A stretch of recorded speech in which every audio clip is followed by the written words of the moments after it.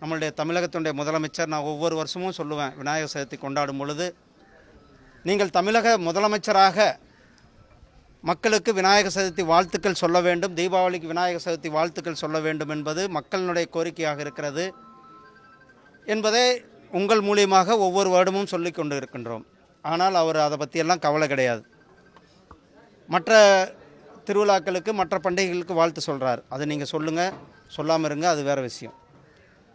இப்படிப்பட்ட இந்த தருணத்தில் இப்போ ஒரு போலியான ஒரு வேஷம் வருகிற கேரளாவில் ஐயப்ப பக்தர்களுடைய மாநாட்டில் கலந்து கொள்ள இருக்கிறாராம். எதற்கு இப்படி ஒரு வேஷம்? கேரளாவில் அங்கே இருக்கிற ஐயப்ப பக்தர்கள் அவரை வரக்கூடாதுன்ட்டு, இந்த ஐயப்ப பக்தர்கள் மாநாட்டுக்கு அவர் வரக்கூடாது, அவரை அழைக்கக்கூடாது என்று அங்கே இருக்கிற மக்கள் எதிர்ப்பு தெரிவித்து கொண்டிருக்கிறார்கள். இவர் போலி வேஷம், இரட்டை வேஷம் போடுவது இது மூலம் தெரிகிறது.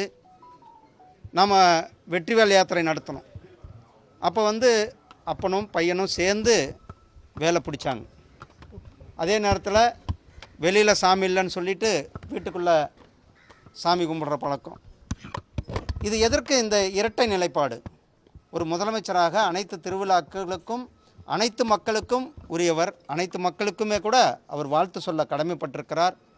அதிகமான இந்து மக்கள் கொண்டாடுகின்ற இந்த விநாயகர் சதுர்த்தி விழா, இந்த விநாயகர் சதுர்த்திக்கு முதலமைச்சர் வாழ்த்து சொல்ல வேண்டும் என்று மக்கள் எதிர்பார்க்கிறார்கள்.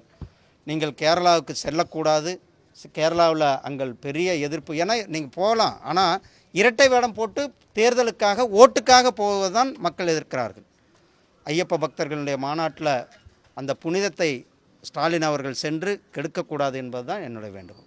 பிளே ஸ்டோர் மற்றும் ஆப் ஸ்டோரில் இருந்து பாலிமர் செயலியை QR கோடு மூலம் பதிவிறக்கம் செய்யுங்கள். செய்திகளை உடனுக்குடன் பெறுங்கள்.